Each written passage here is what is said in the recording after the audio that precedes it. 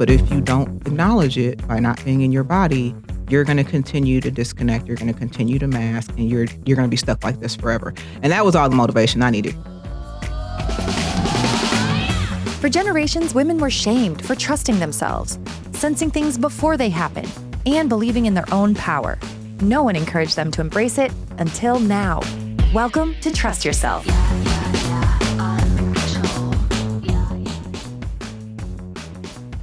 Hi, I'm Elise, but my sister calls me Sissy. And I'm her sister, Heidi. We're your favorite psychic sisters, and today we are diving into the intersection of neurodivergence, spirituality, and living an unmasked life. And let me tell you, you do not have to be neurodivergent to take something away from this conversation. It is packed full of great information. Yeah, absolutely. While I'm sitting here unable to sit still. What are you doing? I'm so excited. It was such a great, it is such a great conversation. And yeah, definitely anybody, whether you're, I don't even want to say neurotypical, neurodivergent. I don't even like these words. These are just labels, people. But we're gonna jump into some really great stuff, and I'm very excited for you to hear. It's so great. Yeah. So in this episode, we sit down with the incredibly talented Dr. Chelsia Potts. She's an educator, a professor, and the founder of DivergentHood.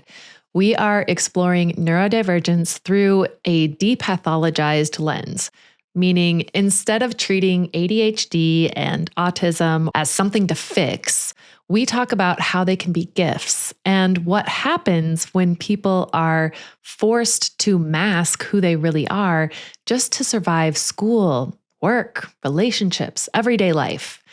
Dr. Potts helps us understand that burnout isn't just about doing too much. It's often the result of living disconnected from your body, from your intuition, from your true self. So this conversation is about rebuilding that trust and rebuilding safety in your body and learning how to live in a way that doesn't require you to mask in order to belong. So let's welcome Dr. Chelsia Potts. Welcome, Chelsia. I am so excited to have you on our podcast today. Heidi has talked about her own struggles with ADHD on our podcast before, but we've never had a professional on our podcast who talks about neurodivergence and how it also intersects with spirituality. And I love that you talk about these things in tandem, working together. I'm very excited. Me too. I'm very excited to be with here. I should have you guys. This is not my show. I'm so excited to be here.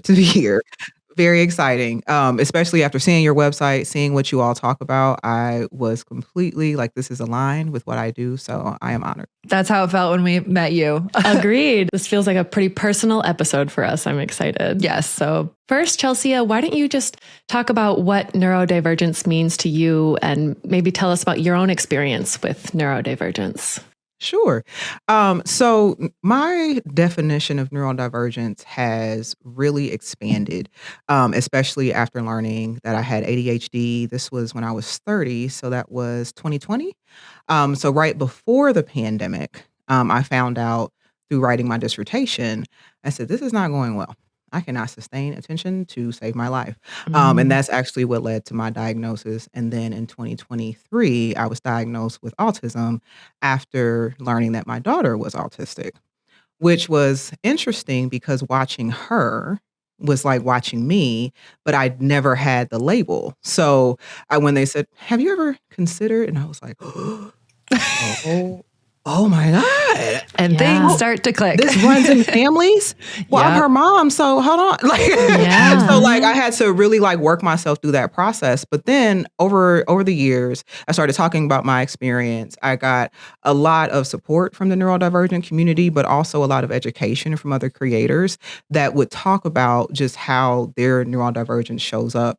I didn't know that it included bipolar disorder, borderline personality disorder, any type of acquired trauma that you have. And once I realized about the acquired trauma, that unlocked an entirely different door, because we always hear people say, oh, well, everyone has a little bit of autism or a little bit of ADHD. And though, I actually despise when people do that, because yes, the traits exist, but we all, it's a condition for a reason. But Right. that said, right, it really did allow me to understand how trauma shows up and what trauma actually is, what emotional disconnection is, and then realizing, wait a minute, these trauma responses impact the neurodivergent community very differently. Just from how we're so cerebral, we don't actually move into our bodies, especially if our environments are uncomfortable. We're living up here, we're in our head. We are like, I'm not coming out. No. And then we disconnect from ourselves. And so to me, when I think about neurodivergence, I think about at a very base level, what happens when we experience disconnection, and then how is that exacerbated by the neurodivergent conditions, ADHD, autism, PTSD, right? All the things. So that's how I've conceptualized it. And in doing that, it has stopped me from trying to segment my neurodivergence from my Blackness or my womanhood or being a mother. Like, it allows it to all exist. And once I was able to do that, I feel like my entire perspective shifted in a positive way. That's awesome. I've heard a lot of stories about people, once they get the diagnosis, they're like, wow, that just unlocked something in me, that everything makes sense now. Yeah. Was it similar for you that way too? Yeah. So I got mad at my mom, to be honest. So, of course, gotta blame somebody. It might as well be that's how I was like. I was like, you know what? They told you, right? Because I wasn't really missed. Okay, like I wasn't really missed. Okay. They told my mom. They said she's a little different. Like I've never really passed as normal. Okay. Ever. So that was not it wasn't a surprise, but I was like, I knew that I wasn't, that something was going on. But they told her when I was 5. So I'll tell you story time. So when I was 5 years old, they said, you should really have her assessed. And my mom was like, no, she is extremely intelligent. Yeah. And while that is true, and I do appreciate that, there was some other things going on. But she was like, no, that's not my baby. We are not doing that. And in the Black community, there is it's a fear around, what does this label then mean? Absolutely. What will you do? How will that remove her from opportunities? So I get it looking back. But initially, I was like, this is all your fault. And my life would have been completely different if you would have just listened to that lady when she said that something was going on. And even then, she was like, you're just different. Yeah. She's like, that's just how you are. I don't know. Maybe you have it. Maybe you don't. I don't know. And, and I had to just really sit with that and realize, like, you know what? I appreciate that acceptance, because I think that also, helped me deal with it. But it wasn't really, no one was surprised. And I was also offended by that. And no one I told. No one said, oh, really? It was like, that makes sense. I was like, what? What do you mean? What? Like, so that, so I know when people say, oh, nobody believes me, like, I can't relate to that struggle because everyone was just, I think, I still don't know what to think about it, so I don't. But I was offended. Yeah, that makes sense. I get it. I love it. So what's fascinating to me is that you see ADHD, ASD, this neurodivergence intersecting with spirituality. Can you explain a little bit more about that? Because you obviously say it so much more eloquently than me, but it's so beautiful how you describe it. Yeah. So I believe we are all spiritual beings having a human experience. And in that lens, I think spirituality is in everything. I believe that when we are not aligned with who we are, so kind of looping back around to this point around us living in our heads when we feel disconnected from our bodies. When we do that, we actually begin to think about everything, overthink about everything. And when you even think about like Deepak Chakra, Dr. Chakra, and you think about his presence book, and I'm blanking on the name, which it's so popular. I think it's The Power of Presence, The Power of Now. Power of Now. Yeah. So like big book in the spirituality community, right? And the reason why that is because presence is spirituality in the sense of which I'm talking about it. How people choose to practice their spirituality, not my business. Mm-hmm. That's everyone's own individual journey. Yep. But the connection with self, right? And when we think about neurodivergence and how that shows up, how I see it is we are not all meant to think the same, do things the same, have the same perspective. Earth would not be the hardest school if we all thought that way. It would be easy. We would come down and we would kumbaya and things would be great. But that's not really what ends up happening. So in order for people to fit in, especially neurodivergent people who are more creative, more likely to get in situations and realize patterns and say, I don't know about that. Well, have you thought about that? Have you noticed this? Those things are ultimately disruptive. And so people, well, from the systems that be, I should say, right? If you are running a production-based business, someone coming in and poking at your ideas or your process is not helpful. You're disrupting things. So we disconnect from that, right? And in disconnecting from that, we ultimately disconnect from ourselves. We ultimately say, you know what, I'm just going to operate in the ego space. And the ego becomes not healthy because you don't even like this person. You're dragging yourself to, a job you hate. And you're just like, you become this person that you don't want. Meanwhile, your soul is droopy. I call this droopy soul syndrome, right? Because you just continue to disconnect. And because it's like your soul's like, God, we didn't come here for this. Yeah. Like, this is not like, yes, learn the lessons, do the things, but not being able to be yourself because your financial security is threatened or your relationship. We all want to be loved. We all want to have these things. But when you feel like if I'm myself, I won't have these things. I'll be disconnected. That is when I believe that the spiritual relationship is impacted. And while you notice, I hate to kind of take it to this point, but this is also the bigger picture, right? This is why you have higher rates of suicide in the neurodivergent community. It's why you have higher rates of alcoholism, drug abuse, right? So all of these things are impacted because of this disconnection, at least in my eyes.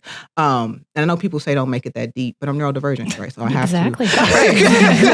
I have to make it that deep, but that's how I look at it. And I think that's probably what's unique about that is a lot of times when people hear spirituality, they put whatever practice in the front of that.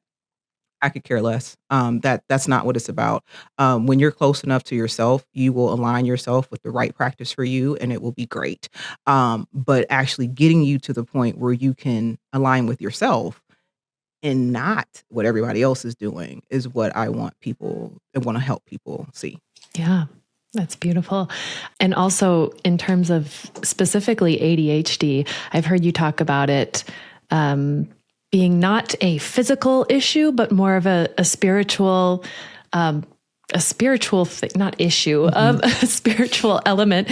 And that like people with ADHD, there's, time blindness, sensitivities to your senses. And that's something that's so alive in the spiritual realm. When you are present, you do get in this time where you're like, oh, time just slipped by. I didn't realize that. Yeah. So in some way, people with ADHD are actually closer to their own spirituality than if you want to call it neurotypical, I guess.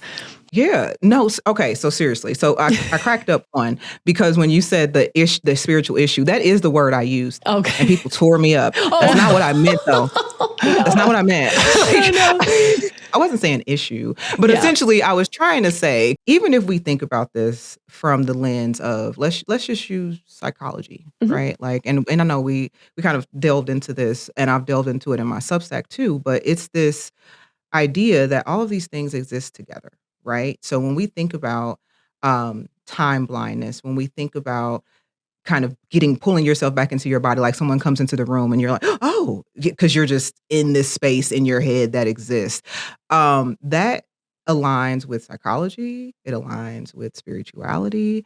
When we look at Maslow's hierarchy of needs, when we look at the chakra system, like all of these things, there are always 7 different points, right, across all things. Even when we think about how to like rest and how to tap back into our body, it's 7 different types of rest. I don't find that a coinky-dink. Right. I don't know if everyone connects it, but I'm like, these are kind of all the different flavors of the same to explain the same phenomenon.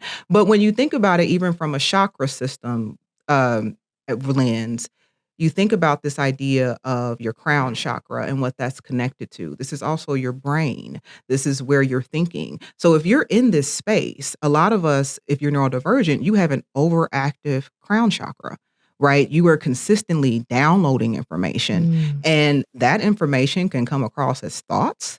It can come across as ideas.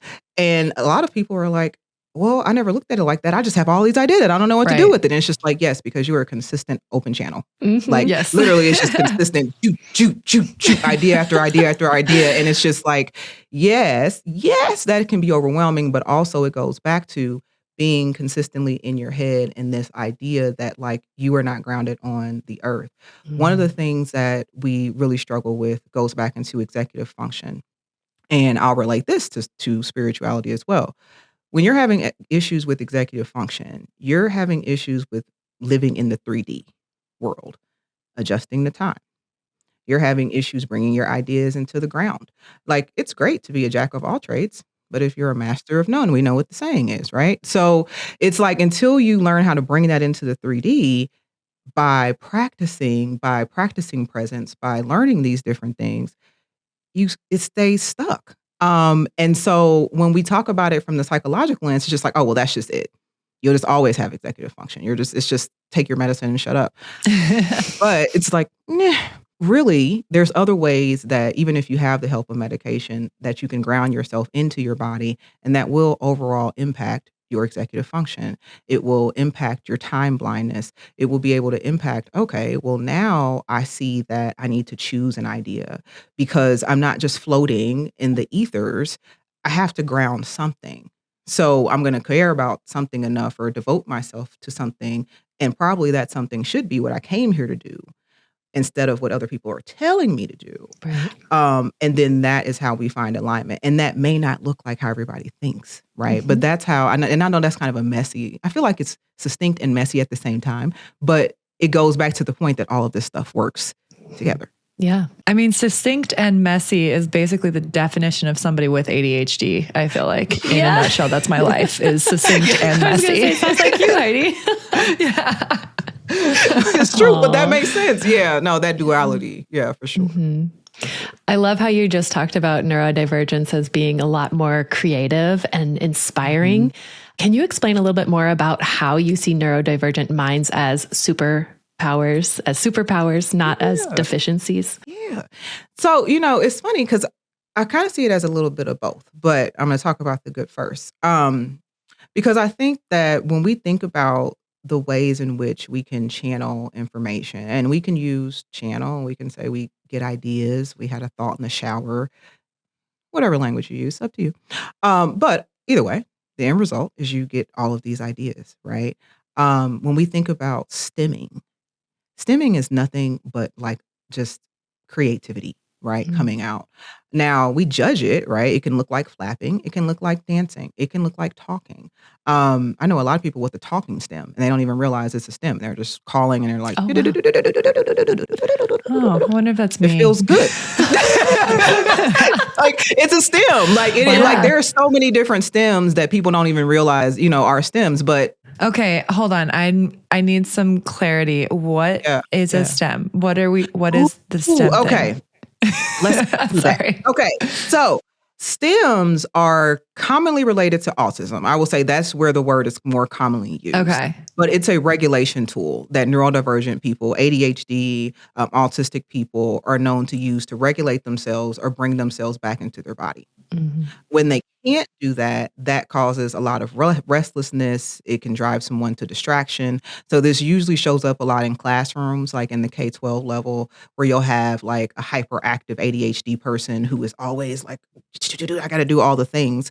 And they're doing that, but it's like, okay, you need to sit down, but they can't. But that movement is regulation.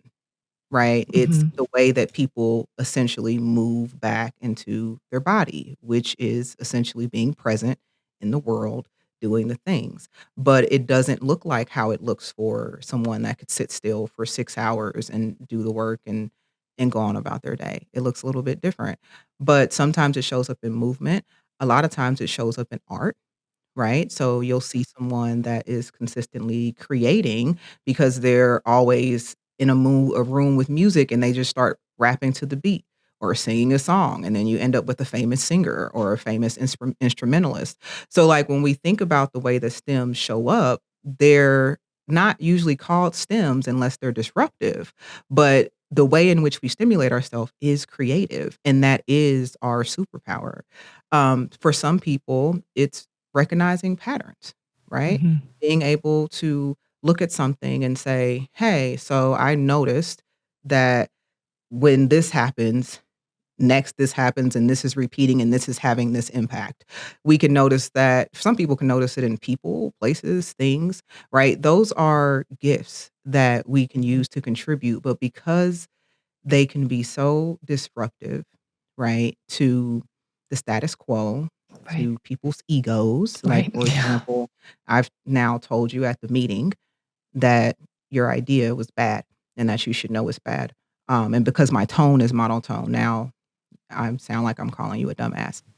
And I may be, but I may be. Yes. I love it. but this is how these things come across. And like, I can say that I'm aware of them, but a lot of times we're neurodivergent people are like, I don't know what I'm doing wrong. Right. I don't know why my tone, this is just how I talk. Right. I don't get it. Like this problem is wrong. Like fix it. Right. They don't think about all of those things. And at a certain point, you believe that this is bad. I hate this about myself. Yeah. So then what happens when you hate your gifts? You disconnect from them. You can't contribute them. And then what happens if we have a whole slew of people who don't contribute their gifts or don't understand how to deliver the message correctly, or have just decided to shut up because I need a job. So now I'm just going to be quiet. Right. So that for me is where those gifts then can then turn into what feels like a curse, because in this world, it's so misunderstood, right? And how we present is so misunderstood. But it's really beautiful when you think about it and you're like, wait a minute, that's actually really cool. Or, you think about when you see someone just dancing and how it makes you feel, or the movements. Like, we think about those things, we enjoy those things. And in the workplace, I'm a little egregious, to be honest. I've never really cared about what people think. Like, I care at home, but in the midst of it, I'm like, yeah, hey, what's wrong? Hey, woo, let's do this. And people are usually open to it once we get past the awkward, like, what the hell is she doing? I'm like, it's cool. Come on. Right, I'm like, right. okay. And like, those things bring joy, but people are so afraid of joy. Right. Like, they're so Isn't that afraid weird? of creating. They're so afraid. Like, and that's also the thing too, right? Let's not even get into fear. That's a whole nother conversation. But going back to the gifts, I do think that we know where our gifts are, but we're just punished for them a lot of the times. And then because of that, they go dormant. And then so do we. Yeah. That's so Powerful. sad. And as you were talking about this, and you mentioned K-12 kids stemming in their classrooms, I used to be an architect specifically designing for K-12 schools.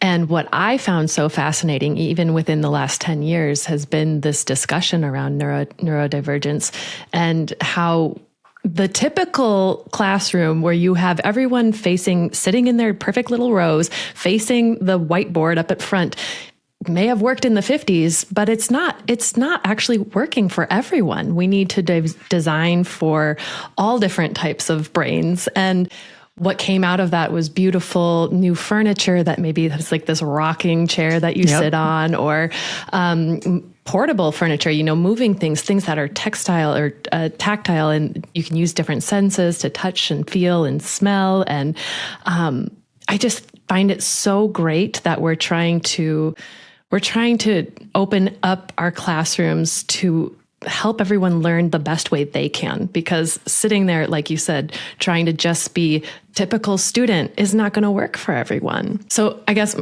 I do have a question in there, and that is, I've heard of masking in autism. Is that what masking is, when you try to shut down who you are at your core and just kind of fit in, be typical? Yes, that is exactly what that is. How does one get out of that? Asking for a friend. That is the ultimate question. Right? Okay. Like if you spend your whole life or majority of your life masking, like how do you even know who you are? My answer to that was just like, you don't even need to know who you are. You just have to start trying things on your own. And like, do I like this? No. Okay. Try something else. Do I like this? I don't know. I don't know. I am not the doctor though. So let's talk to you. No, but seriously, that actually is. I actually tell people that all the time. I'm like, you have to try things. But if you are at the point where life has beaten you up and you're like, I don't even have the space to try the things. Well, then we have to build capacity. And a lot of the times, if you are severely masking, like let's say you have been masking for years upon years upon years, especially if you're late diagnosed, you more than likely have. And then you look up and you're like, oh, that's why I'm like, oh, okay. And then you're like, well, what do I do with that? Like, I don't know, what to do with that. So my advice to anybody that's starting out is to begin to, one, just start to recognize your breath. And I know. Typical. But hear me out, right? Meditation is great, but it's not as accessible for neurodivergent minds. I still cannot tell you without an audio how long I have meditated for 5 minutes. But I do understand how I feel when I feel safe.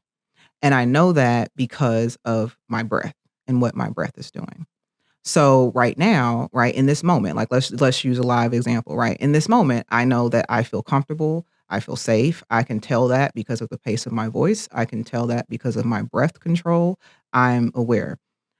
If I was not, right, before we started and I was like, oh my gosh, my mic, my camera, like my heart's racing. I'm thinking, I'm not in my body at all. Like, I'm like, am I thirsty? I don't know.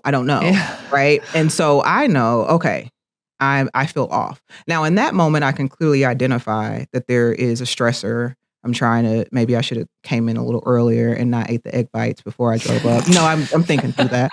This is just real life. Like, I'm thinking about all that. Like, okay, this one, gosh, you're going to be late again. Like I'm thinking through all those things. Like, but before I realized anything about me being neurodivergent at all, I would do all these things on autopilot and I would feel it, but I wouldn't know what was going on. So I started to slowly recognize, where do I feel safe? When and why? When do I not feel safe? When and why? And I don't make it about the other person, right? I just focus on me. Like, so if I remember I would sit in a meeting when I first started this practice and I would sit down and I'm like, okay, I'm going to this meeting. I hate it. I don't know why. I know I don't know why. I don't know why. I get into the meeting and I'm observing. I'm looking around. I'm seeing how people are reacting. I'm instead of focusing on me, I'm like, what is it in here that I don't like? What's happening? And through that, I'm sitting there and I'm like, oh, this guy is like really kind of an asshole. Like he's not very nice. Like he's being facetious. Like this is not in my head. Like, but before this, I'm just like, I'm the problem. I'm the one. I'm so anxious. I don't know and it's just like, no, this guy's creating a hostile environment. He's a dick. I don't know if I could say that on here. You can absolutely say that. But I'm like, no, he's a dick. Like, no, that's why you feel that way. And that would then lead me to have a conversation with someone that I trusted that's also in the space. Like, hey, how do you feel about, let's just call him Don. How do you feel about Don? Oh, he's an asshole. Oh, thank God. Okay.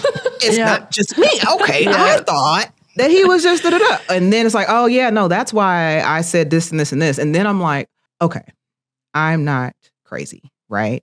This is me not knowing how to navigate a situation with someone in this way that speaks in this way. This is not a personal failing. This is not a horrible job. I don't need to switch tomorrow. This is just a situation in which someone is being abrasive and I don't know how to navigate that and I need to support that. So that's what I began to work on. And then that let me know over time, going back to trying different things, hey, I don't really like working in an environment where I have to do all this extra work just to be able to say my 2 cents in a meeting. Yeah. I actually don't like this or that. Maybe this job environment isn't for me. So I stopped making myself the problem and I started looking at what feels good, what doesn't, who doesn't, why, and I'll try to adjust. Like, I mean, and maybe I try to adjust myself. I'm a recovering people pleaser. So yeah, same. You know, I have tried, I will adjust. But once I realize that I have to keep going out of my body, and I mean that literally, like I have to keep going into my head to deal with this situation because it makes me so uncomfortable. Maybe I need to find something else that is more aligned with me. Maybe I need to have a conversation, but whatever needs to happen, it can't continue to be this because this does not work for me. And finally, I was comfortable saying that after years of just continuously adjusting, masking, moving myself and just dealing with it. Like once I stopped escaping into my head and really seeing like, just sit with it and then you can do something with it. But if you don't acknowledge it by not being in your body, you're going to continue to disconnect. You're going to continue to mask and you're going to be stuck like this forever. And that was all the motivation I needed because I was severely unhappy. And I was like, absolutely not. Like, I don't care what has to happen, but I'm overhauling this and we're going to do it. But I also know that how hard that was and the resources that I have, which is why I do the work that I do now around, hey, what does this look like? It's not going to be fast. It's not going to happen tomorrow, but you can get there and you will get there at a pace that works for your capacity wherever you're at, but don't rush it, right? Like not next year, you're not going to be, you may have some dream life features, but like you won't be fully in it, but it's okay. You'll be happier than you are right now. And for a lot of people, that's enough. Yeah. Yes. Which says a lot about society, but that's another. I know. that's another conversation. Just a tiny little bit happier is all I need. Yeah, like, and that's where a lot of people were like, "I'll take it." Like, but that's just, I don't know, the empath in me. That's where I get sad because I'm like that. It's so sad that the norm is once you peel back that first layer is like sadness and. Not being fulfilled and everybody thinks everybody's all happy. And then I'm the one that's like, are you, I'll tell you another story. Yes. I tell lots of stories. Please. We love stories. So this was kind of this was in my last job where I finally decided, okay, I'm going to transition, but I'm having a one-on-one with my boss. And she's like, I don't know, like, this is just not going well. I know this is not what you signed up for because I moved to Ohio from Missouri. Who does that? Anyway. Like, why would I do man. We could go on about that. Yeah, I'm like, why would I do that? I was just why? Anyway. But I go and I move because I want to go to this job. And I'm so excited about this job. That's how excited I was about this job. So we're talking and she had moved from far, far away on the West Coast. And so she's like, I know this is not what you signed up for. We came here to help students. This is not as helpful as we thought. And this was probably our, 12th meeting like this. And I was like, is your soul tired? Yeah. And she's like, I was like, your soul, like, in here, is it tired? Because mine is. And so she stepped back and she's like, Chelsia, my soul is tired. Yeah. And I'm like, well, what are we going to do about that? And she's like, I don't know. I was like, but I don't think we should keep doing this. And she was like, yeah, we shouldn't. And we leave the one-on-one. And I didn't realize that was not a normal conversation people were having in one-on-ones until like, it I didn't know I was going to be doing this, right? But I look back and I'm like, I think that was the moment where I knew that career was coming to the end of the road. Because who does that? Like who does that? But that is just for me. Like those are the questions that I'm asking people and why I do the work that I do. Because I'm like, we just show up and we'd have the meeting. Yep. And we do the things and we go to the interviews and the jobs and the stuff. Then we marry the people, and then we don't like them. And then we act like we do serious stuff. Okay? So like that for me, I'm like, this is not good. And I think we have become such a get along aside society that we just go with it. And the disruptor in me, right? The neurodivergent in me is like, no. Exactly. Yeah, this is an emotional revolution. Hell yeah. We've got to figure this out. I love this. Honestly, I feel like that is something that we should be asking ourselves and each other. Because I think when it comes from somebody else and you hear that, like, is your soul tired? I'd be like, Holy shit. I haven't ever thought about that. Yeah, it's fucking tired, but like if you say it to yourself, you're like, is my soul tired? Yeah, it'll land. But I think when somebody says it to you, it's like a punch in the face. Yeah. Imagine 9:30 on a Tuesday. I love it. I love Honestly, Chelsia, like you were saying you just asked it. It wasn't on the agenda to ask if your soul was tired. It's just like, these are the critical questions we need to be having.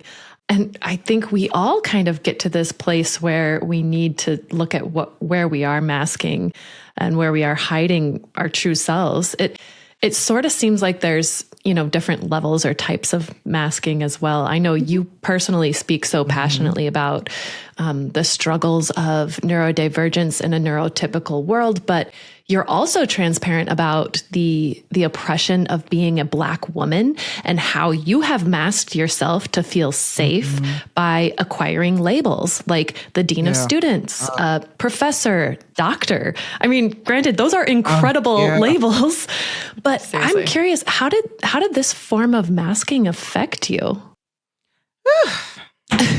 Okay. Sorry. Child, that Here we go. So that was probably a big revelation for me in the last 2 years, has been how much I was distancing myself from my Blackness, right? And it started with this revelation of realizing, and you really pointed to it as you were talking, this idea that we all mask, but we call it different things, right? And this is where the idea of divergenthood comes from, is the idea that, all the ways that we diverge from society, we have different words for how we mask that. So, for example, when we're talking about like homosexuality, for example, coming out of the closet, just a different form of masking, different name, right? Yeah. But it comes from the same symptom, or same cause, which is oppression, right? Someone telling you that you have to be this way. And if you're not, then you're going to not have these certain benefits. You'll be rejected. And so people stay in the closet. You take that over when we talk about racism and we talk about code switching, right? And so for me, I was like, okay, not only am I going to get the titles, right? I'm going to change how I talk. I'm going to change how I show up. I'm going to change my hair.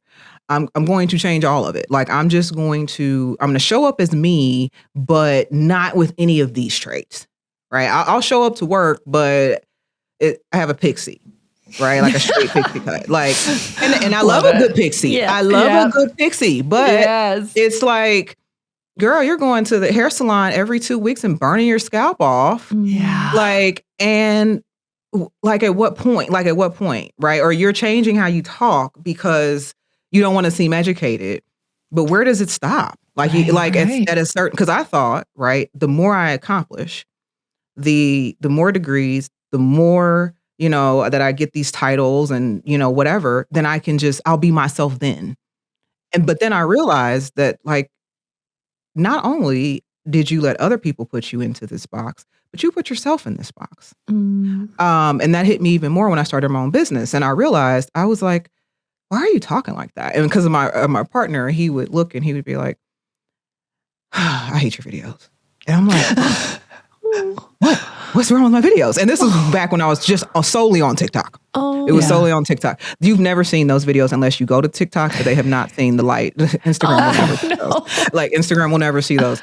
And it's really more so because I was so like, hi, yay, woo, woo. The customer service voice? What? Yes. Oh my God. Like, I'm just like, that's not even how you talk. Like, you don't even talk like that. And how you talk is fine. And I just distanced myself from that. Like for me, like I was the first person in my family, in this generation, there's been people, but prior to this, no one had gone to college. No one had the opportunity, cared about education, but it just wasn't an opportunity there, right? And I'm like, I have to achieve success in the way that people describe it. I've never seen that in my family. So I have to act like this. I have to do these things. And it just took me away from my essence, right? Of just realizing like, hey, if you have a naturally deep voice, that's okay. Like sometimes you're delivering some heavy shit. You don't need to. Why are you telling someone the worst news of their life in a high pitched voice? What are you doing? It's like, what are you doing? But it goes back to like this idea of you're designed exactly the way you need to be to do what you need to do. But I always felt like I'm too black, I'm too ghetto, I'm too loud, I'm too aggressive, I'm too da-da-da. And it's just like, no, for what you need to do, you're fine. It's not working over here because you're not supposed to be over here. You're not even supposed to be doing that. Like, yeah, sure, gain a skill, gain some experience, gain some connections, but like, do not make this your life purpose. And that was what I would do with every job, every relationship, everything. I would say, okay, this is my thing. This is it. This is that. And it's just like, at a certain point, if you don't accept who Chelsia is, all of it, what you're destined to do will never meet you. Yeah. Because where is their space, right? Because what is meant for me will never match with this mask version of yourself, because you would never want to go out of your body to do that. Yes. And the artist way helped with this idea too, because one of the things that she said, I'm going to quote Julia Cameron here, loosely, let me not give it away. But she said, the idea of God, she's like, I don't care who your God is, right? That's not the concern.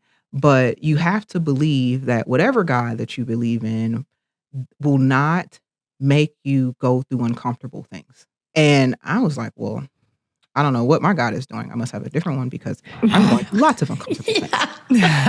And it doesn't make any sense. And I don't get it. And I feel like I have to suffer. I guess that's what I'm supposed to do. And it's just like, well, where are you making your own self suffer because you're running from yourself? Mm-hmm. Like, where are you causing your own suffering? Why are you choosing this? Are you choosing this job because you have to, or because you're afraid that your gifts won't be supported? And I had to realize, I was like, if I'm brought here to do this work, whatever I'm doing, however this evolves, I should have all the tools. So I'm going to trust that and go with that. But I didn't get there until I had to peel back all those masks and the racism and the homophobia and the sexism. And even when we go into my work on like witches and all those things, someone posted, they said, I love Jesus Christ. And I was like, I do too. Calm down. Like, it's not about that. Love to do that. Yeah, I'm like, it's not a lot. Yeah, yes. I'm like, no, it's not about, this is not about, bless him. This is not about Jesus. I like him too. Like, it's not about Jesus. This is about the oppression of how people have been made to look at these things, right? And then you add that extra layer of color and it's like, hey, like, no. And so it just makes it that much harder, to come back, because now you're peeling back all these layers, right? And depending on how many layers you have, it's a long journey. Well, if it makes you feel any better, I'm 100% sure Jesus would be hanging out with black witches. So they can... That part, that's the thing. I'm like, do you realize? But anyway, I was going to say, let's not turn this episode into that, because let me tell you, that thing, I'm like, guys, like, I know the Bible, okay? Right. I was a high-level masker. I know, I love knowledge, right? Yes, and I would always question. So I'm like, if Jesus is talking to the prostitute, hello, who do you think you are? Exactly. Jesus was talking to the prostitute. It's Jesus. Yep. So I'm like, if we're supposed to act like Jesus, I think I'm in alignment. I think you are. Damn straight. Yes. Yes. Hell yes. Oh my God, I love this. Look, please don't nobody cuss me out. Look, I'm like, oh my gosh, I can see it now. I'm getting some hate mail. No. I think that's one of our things that we might have to work on releasing too, is just like, because I think, especially in this just world right now, our voices, everybody's voices of truth needs to be spoken. And we keep oppressing ourselves if we're always worried about what other people are going to say or how they're going to judge us. And I always have to pause and be like, what am I really scared of? Am I really scared of people like judging me, or like, what is it? Like, I try to get to the root cause, but anyways, this was a tangent. Sorry. We'll get back on that makes So Chelsia, you took a leap, you took a risk, and you started DivergentHood. Do you want to explain a little bit about what you do there and like how you help your clients unmask safely? I help clients on whatever particular area that they're working with move into alignment. So some clients, they come to me and work is probably work in business, jobs in business. That is the highest, because we go to work 8 hours a day. There's not really too many places, that people have to do this. And especially if you're an entrepreneur, you're working 21 hours a day and then you might get to eat and you might get a little nap. Like it's consistent all the time. And because we spend so much of our time, it's very easy to notice when stuff doesn't feel good. So helping clients figure out, okay, what does this look like for you? Where are you suppressing? What does safety look like? How do you feel? And it would be funny to say this. Most people don't know how they feel. Yes. It's like they know the surface. Like, right. I'm sad here. Why? Well, I don't know. And then we dive into that, right? Some clients, second most popular topic, relationships. Right? Like, hey, I am in this situation and I don't know if this is for me because now I'm realizing who I am and it doesn't match. And I'm like, congratulations. That's a step in the right direction. There you go. Right? There you go. Like, great. And they're like, what? Because why? Because society will tell you that you're supposed to stay and do the things and it's honorable to deceive yourself. So my job in a nutshell is to help people understand where these societal norms come from, but then at a personal level, help them build the systems to where they can have the capacity to trust themselves again, to move back into their bodies. And I say systems because with the ADHD and the autism, I am both practical and sporadic. You need a system. Yes. Yeah. Right? Yes. Like a lot of my clients are women. I think actually, yeah, all of them. Okay. Yeah, all of them. Hello, men. You're welcome as well. But they come in and I'm like, tell me about your morning. And they're like, what does that have to do with the client? Like, just with the call. I'm like, just answer the question. And they'll tell me about everything they've done. And I have not heard them do anything for themselves except for brush their teeth and wash their ass. Wow. Yes, that's true. So then what does that tell me? You started your day focused on getting yourself ready to serve.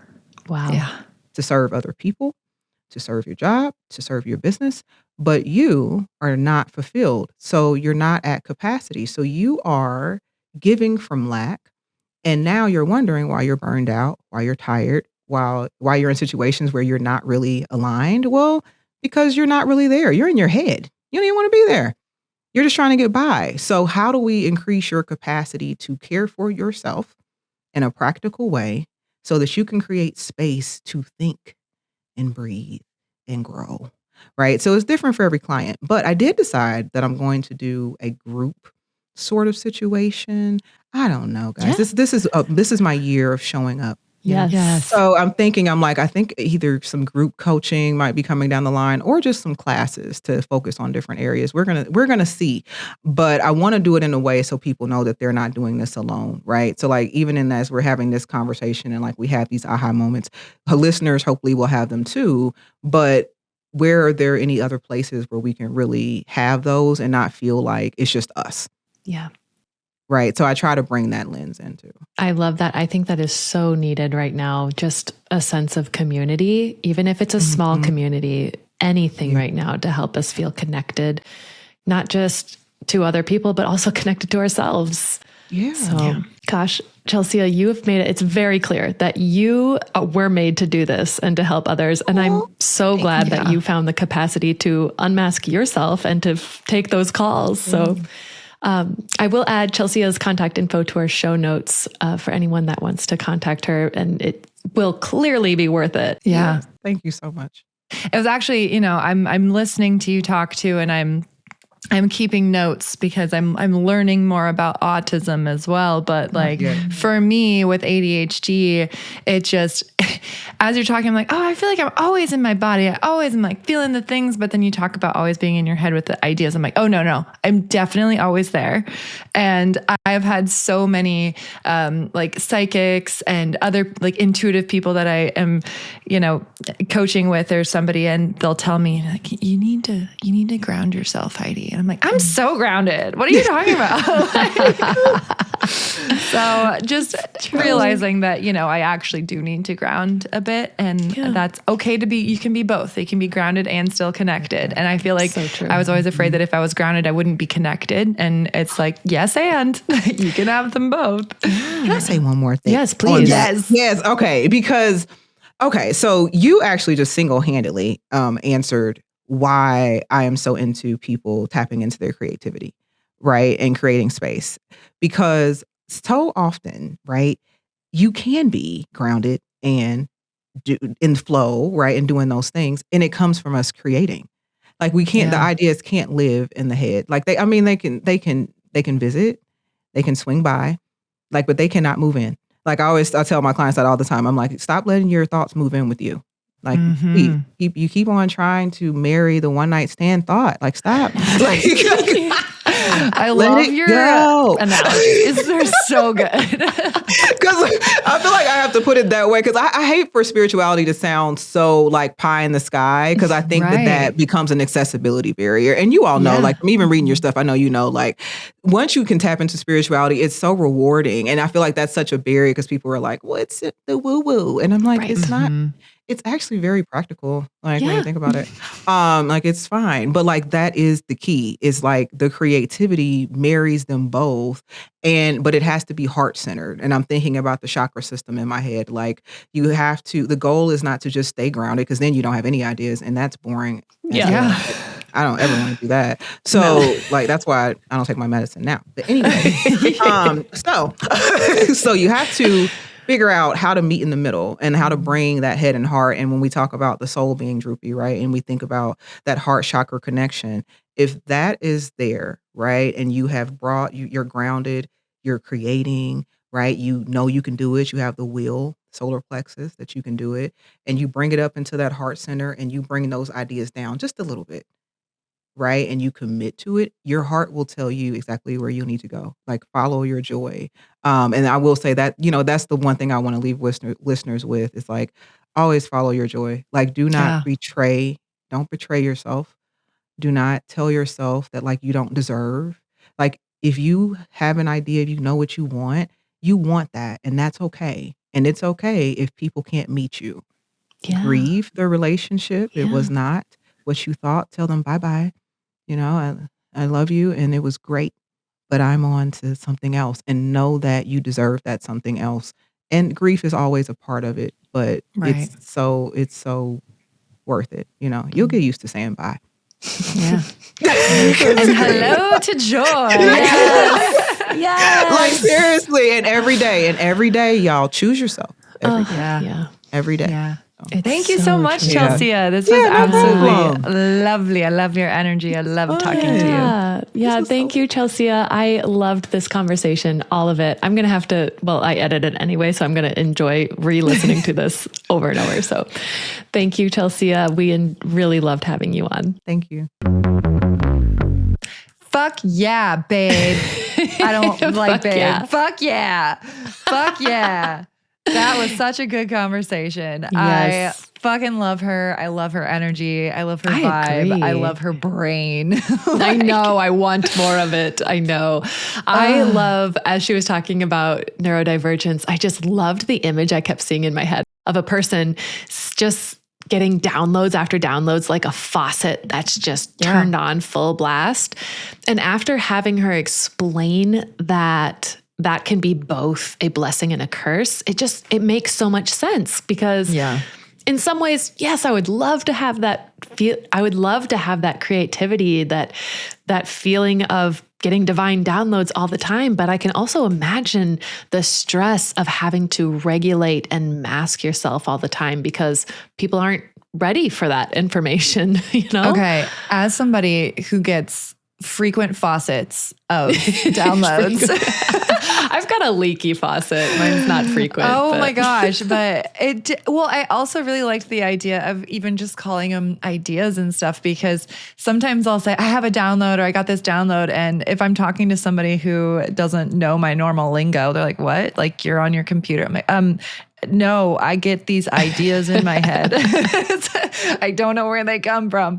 But yeah, it can be like, it keeps you up at night. It plays on repeat. It is hard to deal with, very much so at sometimes. But it was a great lens to look at it. One of the things that Chelsia said that stuck with me was, I don't know if it's masking or whatever it is, but when they're, they come home and their soul is tired. And it's like, why do we keep thinking that this is okay? Why do we assume this is just how we live? And then one day, maybe when we retire, we'll be better. Well, that's how society is. That's right. That's what we've always been ingrained with since we were little is, work sucks, but you got to do it. It's paying the bills. And I've got retirement to look forward to. Do you know how many men that have retired? I mean, I shouldn't say men, but say men, call them out. Well, no, I worked in architecture. So most of the people that retired were men because there weren't a lot of elder women that I had to look up to. Anyway, a lot of the men that retired, I'm not joking, they died within a month of retiring. Isn't that sad? Like you work and work and work, and it's like, I'm free. And then they have a month and that's it. No, it definitely makes me look at my life just a little bit more precious. Because you do never know. You really do never know. And why put something on pause when your whole life is to be spent living, not working? I know. So the big thing that I took away from her conversation was that, yes, masking can work until your soul gets tired of paying that bill. So I think we all need to start asking ourselves and our friends too, is your soul tired yet? And what does your soul actually want to do? Choose joy. We're trying it. Yes. I am so excited. It hasn't let us down yet. No.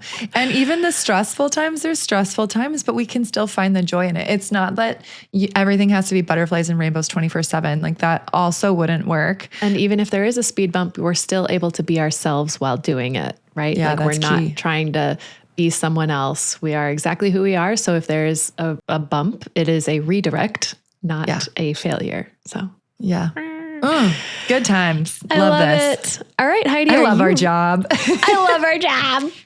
Speaking of fun things you can do at your job, not too many jobs I know have tarot. So can you pull tarot decks at your career? Do you want to whip out the tarot for today?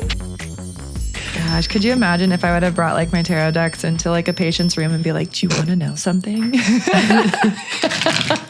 Let me tell you what your baby's going to be like real quick. What struggles are we going to have here? I bet some moms would love it. Some moms would probably be like, what the fuck? Get out of here. Oh my God. You can't make this up, you guys. What was the one thing that she wanted to leave us with besides like follow the joy? Yeah. And creativity, right? We got the spider, which literally says creativity. And the creativity of a spider is so precious because it's also tied with the web, and the web is their home. So no matter where they move, they always have their home with them. And you can be, I feel like you need, it's giving the sense too that you need to feel safe to be creative. And I think that was kind of the lesson and the key for this entire conversation was how can we be safe and feel secure so that we can be creative again? So spider. I love that card too. It's beautiful. And it looks like, it kind of looks like this divine light coming down through her forehead too and just sparking on her third eye. And it's beautiful. So beautiful. I am loving it. I'm loving the creativity era and collaboration. I think this is going to be the year of everybody just mixing and matching new things. Like it feels like a very much like taking little bits and pieces of things that you liked and new things too, and just kind of mixing and matching your own new you in 2026. Love it. if any of this resonated with you, or you know someone that this would resonate with, please share this with that friend. And also take a look at Chelsia's information if you want to contact her. We have all of her information in the show notes. So yay! Yay! So until next time, it's your move, sis. Make it count. Bye.